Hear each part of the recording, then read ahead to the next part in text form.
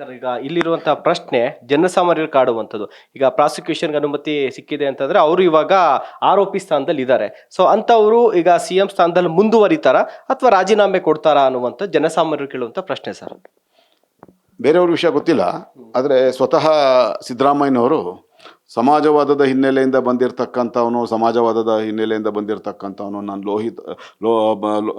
ರಾಮನವರು ಲೋಹಿಯಾವಾದವನ್ನು ನಾನು ಎತ್ತಿ ಹಿಡಿಯುವಂಥವನು, ಶಾಂತವೇರಿ ಗೋಪಾಲಗೌಡರ ತತ್ವಗಳನ್ನು ಆದರ್ಶಗಳನ್ನು ಅಳವಡಿಸ್ಕೊಂಡಿರ್ತಕ್ಕಂಥನು ಅವರೇ ಹೇಳ್ಕೊಂಡು ಬರ್ತಾರೆ. ಅದು ಯಾವತ್ತೂ ಆ ರೀತಿ ನಡ್ಕೊಂಡಿಲ್ಲ. ಆದರೆ ಅವ್ರು ಹೇಳೋದು ನಿಜವೇ ಆಗಿದ್ರೆ, ನಿಜಕ್ಕೂ ಅವರು ಶಾಂತವೇರಿ ಗೋಪಾಲಗೌಡರಂಥ ಮಹಾಚೇತನದ ಒಂದು ಅನುಯಾಯಿ ಆಗಿದ್ದರೆ, ಲೋಹಿಯಾವಾದವನ್ನು ಅವ್ರ ಜೀವನದಲ್ಲಿ ಪ್ರತಿಪಾದಿಸಿದರೆ, JP ಅವರ ಆದರ್ಶಗಳನ್ನು ಅವರು ಅಳವಡಿಸ್ಕೊಂಡಿದ್ರೆ 100ಕ್ಕೆ 100 ಅವರು ಯಾವ ರೀತಿ ಅವರ ಜೊತೆಗೆ ಇದ್ದಂಥ ಅವರ ಹಿರಿಯ ಅವ್ರಿಗಿಂತಲೂ ಬಹಳ ಹಿರಿಯ ರಾಮಕೃಷ್ಣ ಹೆಗಡೆ ಅವರು ತಮ್ಮ ವಿರುದ್ಧ ಒಂದು ಅಧಿಕ ಆರೋಪ ಬಂದಿದ ತಕ್ಷಣ ರಾಜೀನಾಮೆಯನ್ನು ಕೊಟ್ಟರು.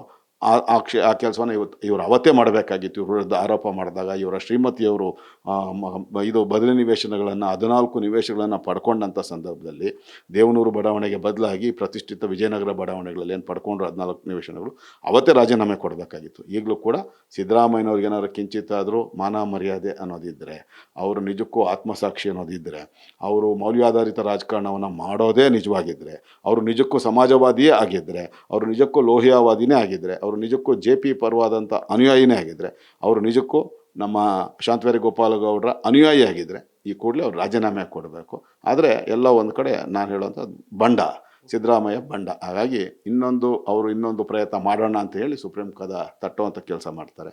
ಆದರೆ ಪಕ್ಷದಲ್ಲಿ ತಮ್ಮ ವಿರುದ್ಧವೇ ಈಗಾಗಲೇ ಬಹಳಷ್ಟು ನಾಯಕರು ತಿರುಗಿ ಬಿದ್ದಿರ್ತಕ್ಕಂಥದ್ದು, ತಮ್ಮ ಸ್ಥಾನಕ್ಕೆ ತಾವಿರ್ತಕ್ಕಂಥ ಮುಖ್ಯಮಂತ್ರಿ ಸ್ಥಾನಕ್ಕೆ ತಮ್ಮದೇ ಅಕ್ಕಪಕ್ಕ ಸುಳಿದಾಡ್ತಾ ಇರ್ತಕ್ಕಂಥ ತಮ್ಮ ಬಲಗೈ ಬಂಟರು ಅಂತ ಹೇಳ್ಕೊಳ್ಳೋಂಥವ್ರೆ 12 ಜನ ಟವಲ್ ಹಾಕಿರೋವಂಥದ್ದು ನೋಡಿದಾಗ ನೀವು ನಿಜಕ್ಕೂ ಈ ಒಂದು ಸ್ವಲ್ಪ ಈಗಲಾದರೂ ನಿಮ್ಮ ಮಾನ ಮರ್ಯಾದೆ ಉಳಿಸ್ಕೋಬೇಕು ಅಂದರೆ ಕೂಡಲೇ ರಾಜೀನಾಮೆ ಕೊಡಬೇಕು. ನ್ಯಾಯಾಲಯದ ಆದೇಶ ಬಂದು 1 ಗಂಟೆ ಒಳಗಾಗಿ ರಾಜೀನಾಮೆ ಕೊಡಬೇಕಾಗಿತ್ತು.